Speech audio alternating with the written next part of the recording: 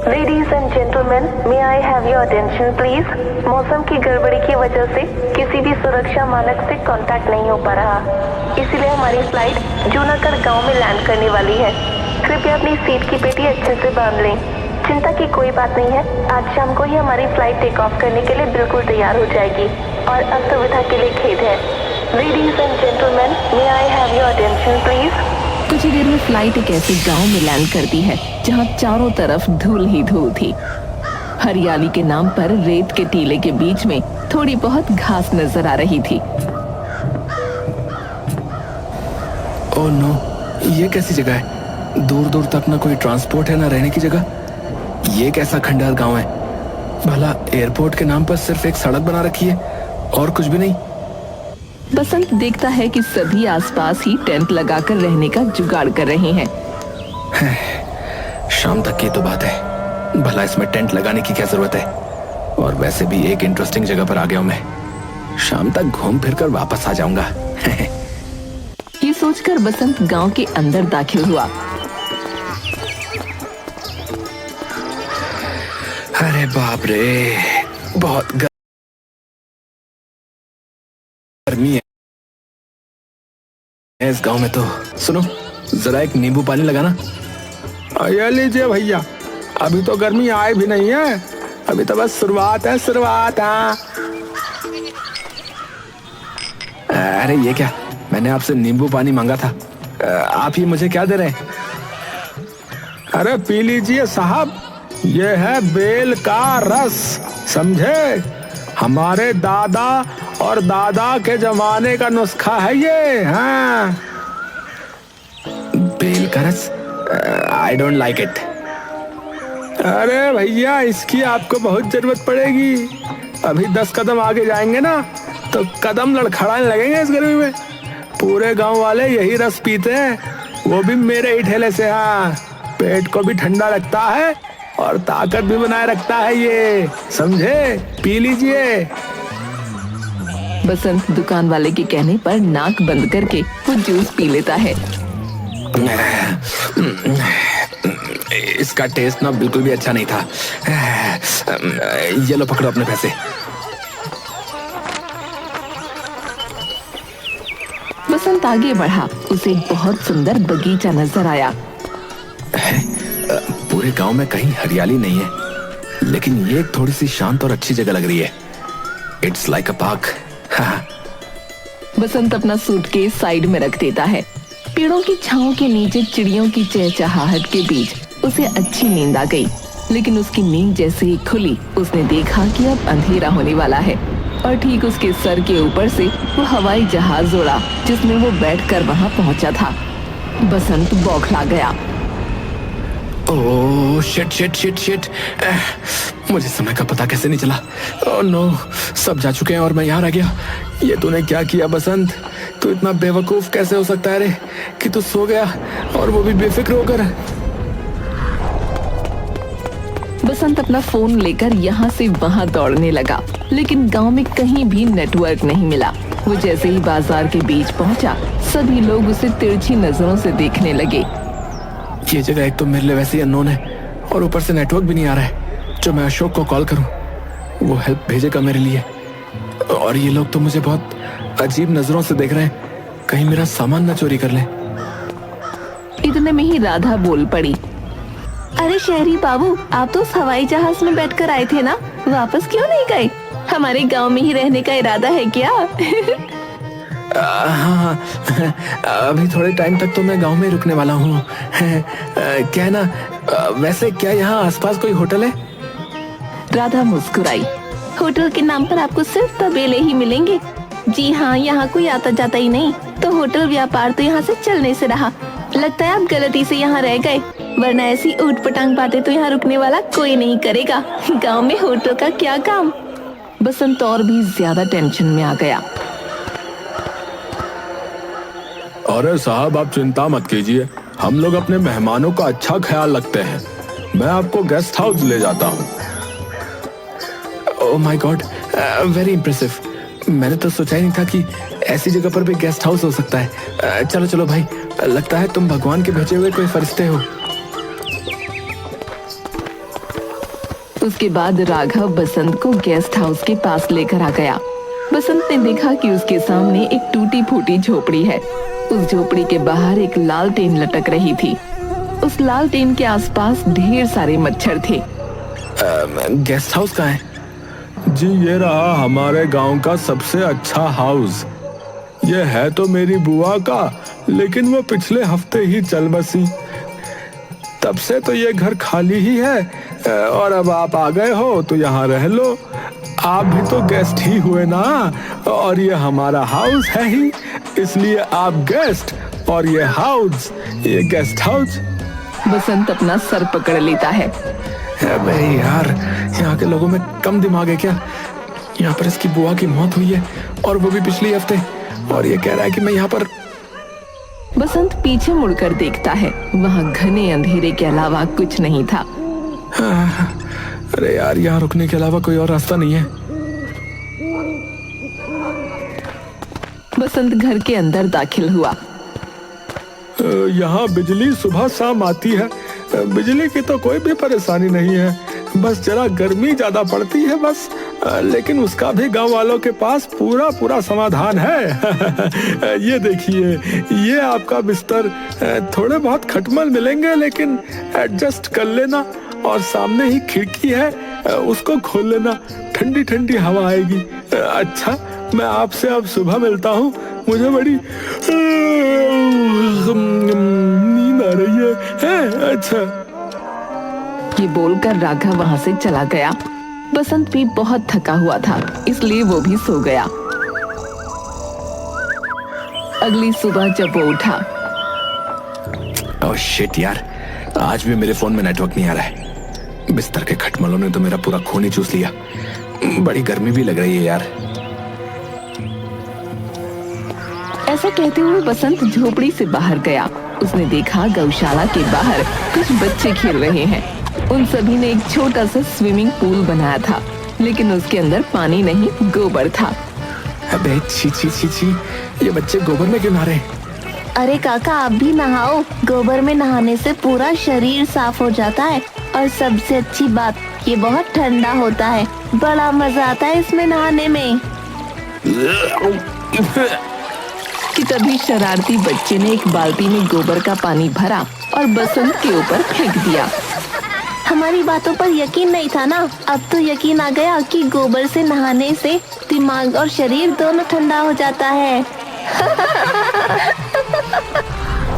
बसंत भागता हुआ एक हैंडपंप के नीचे बैठ गया। अरे अरे नहीं नहीं नहीं, जल्दी से हैंडपंप चलाओ, जल्दी से पानी डालो मेरे ऊपर। इतना गंदा गंदा गोबर गया है मेरे शरीर पर। छी छी छी छी छी। अरे शहरी बाबू, बच्चों ने तुम्हारा भी दिमाग ठंडा कर दिया क्या?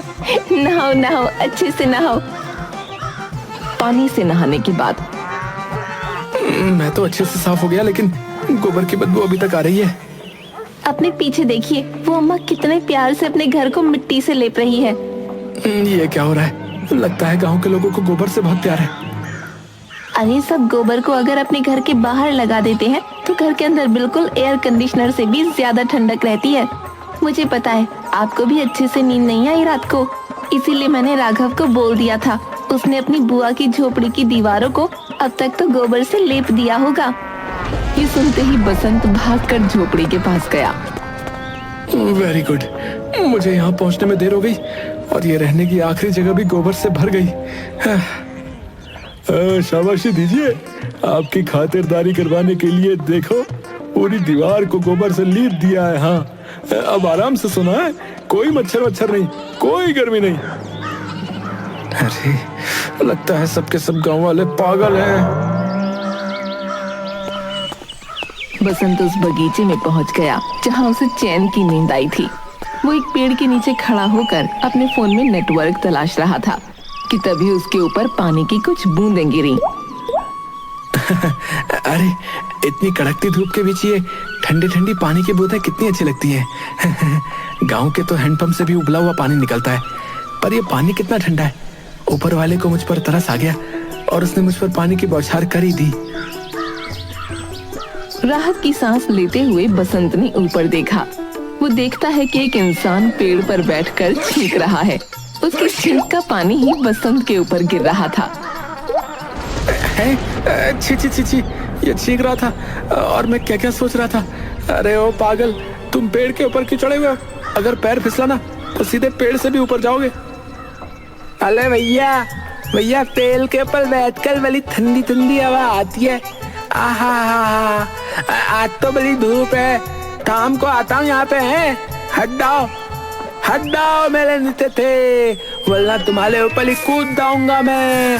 जय हनुमान। बसंत फौरन अपने कदम पीछे लेता है। वो देखता है कि इतने ऊंचे पेड़ से उस आदमी ने एक ही छलांग में जमीन पर कदम रख दिया। कैसा गांव है ये, जिसे देखो कोई ना कोई गर्मी से बचने का नुस्खा ही बताया चला जा रहा है। कभी बोलते हैं पेड़ पर चढ़ जाओ, कभी बोलते हैं गोबर से नहा लो। गांव के दिमाग में भी गोबर है। छी छी छी छी, पहले तो मुझे जल्दी से दोबारा नहाना होगा। बसंत अपनी झोपड़ी के पास पहुंचा। उसने देखा कि बाथरूम की कोई सुविधा नहीं है। हैंडपंप के पास बैठकर ही नहाना होगा। एक तो इतनी कड़कती धूप, ऊपर से धूप में बैठकर नहाना। ओह माय गॉड, कब निकलूंगा मैं इस गांव से बाहर। इतनी कड़कती धूप में पानी भी बहुत गर्म हो चुका था, लेकिन बसंत को उसी से नहाना पड़ा। नहाने के बाद जब वो अपनी झोपड़ी में गया तो उसे बहुत अच्छा महसूस हुआ। लगता है राघव झूठ नहीं कह रहा था। इस गोबर वाले घर के अंदर तो सच में बहुत ठंडक है। एक्चुअली यहाँ की हवा भी अब साफ लग रही है और गोबर की तो बदबू भी नहीं रही। इम्प्रेसिव। बसंत को बहुत अच्छी नींद आई। शाम को जब वो गांव वालों के बीच पहुंचा तो उसने देखा कुछ लोग शरबत पी रहे थे। अरे ये तो वही शहरी बाबू हैं। अरे यहाँ आओ शहरी बाबू, ये लो शरबत पियो। नो थैंक्स, मुझे नहीं चाहिए। अरे बाबा, नाक बंद करो और सुलग जाओ, बता रहे हैं। ये सत्तू का जूस गर्मी के लिए बहुत अच्छा होता है। हाँ, पियो पियो, मजा आएगा। गांव वाले जबरदस्ती बसंत को सत्तू का रस पिला देते हैं।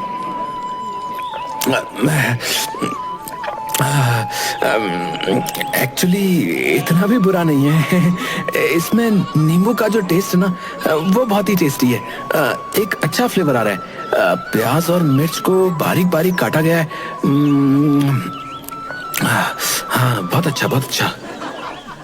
अरे यहाँ पर ऐसे ही शाम को सत्तू का रस पिया जाता है और दोपहर में भी।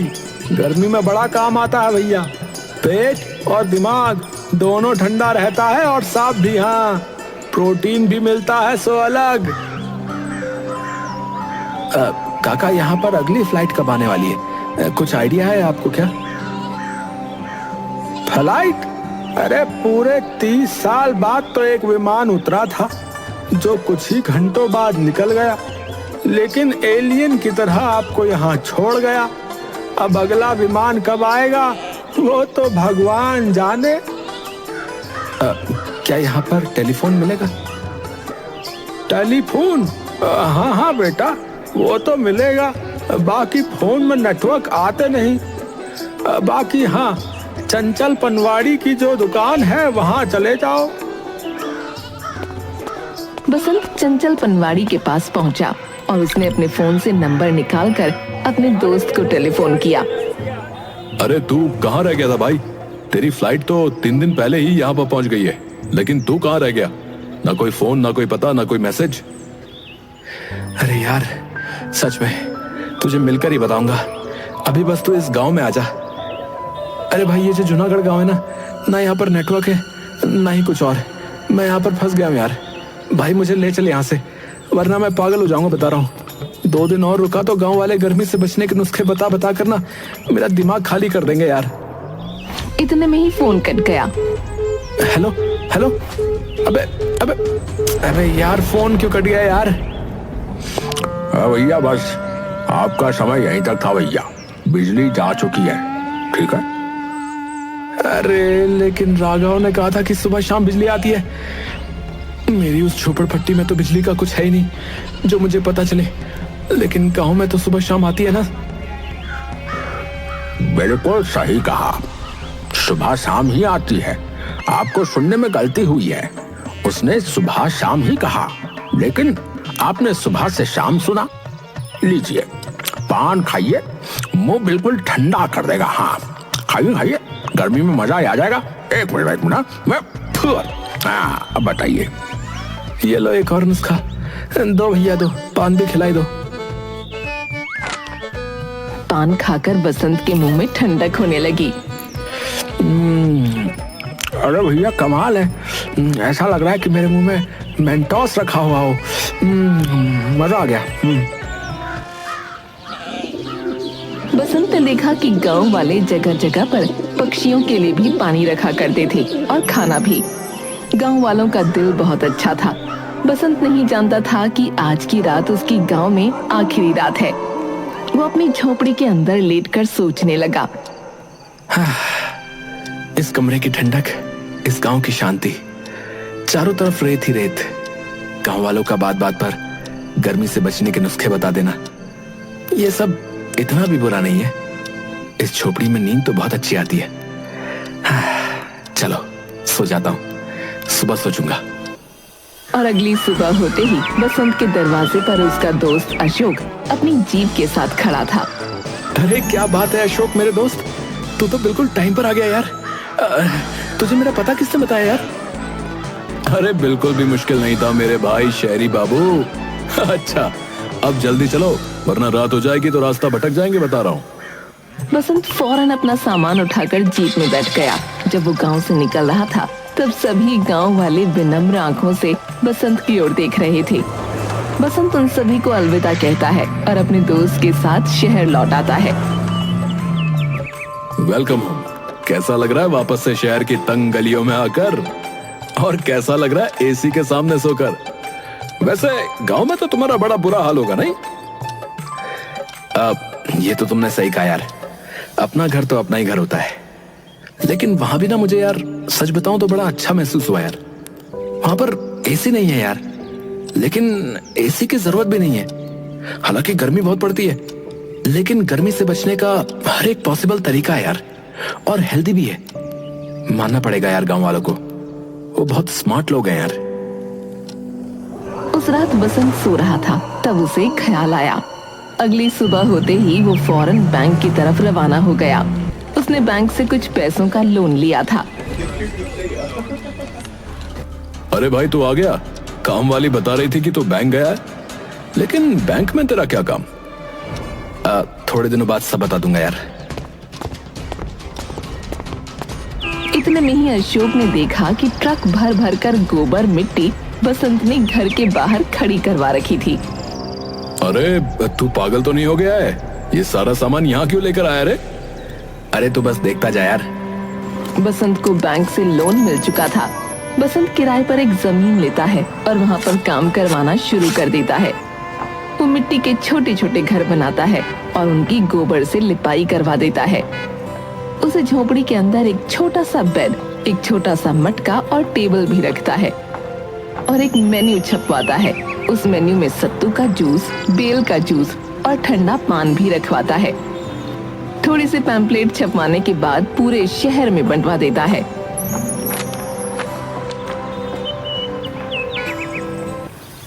अबे यार लगता है भाई तू पागल हो गया है।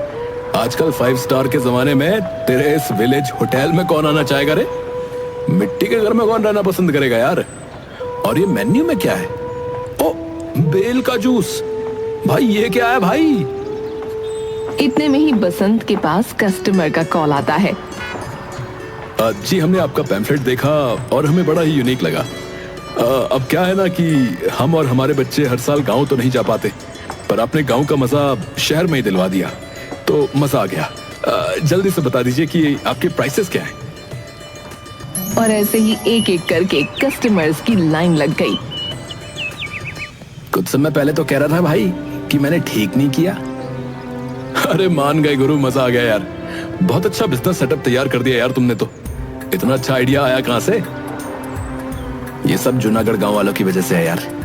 तुम देखना, उस घर में जो भी गेस्ट आएंगे ना, खुशी से पागल हो जाएंगे। गर्मी का ऐसा इंतजाम कर रखा है कि वो भूल जाएंगे कि मार्च है या दिसंबर।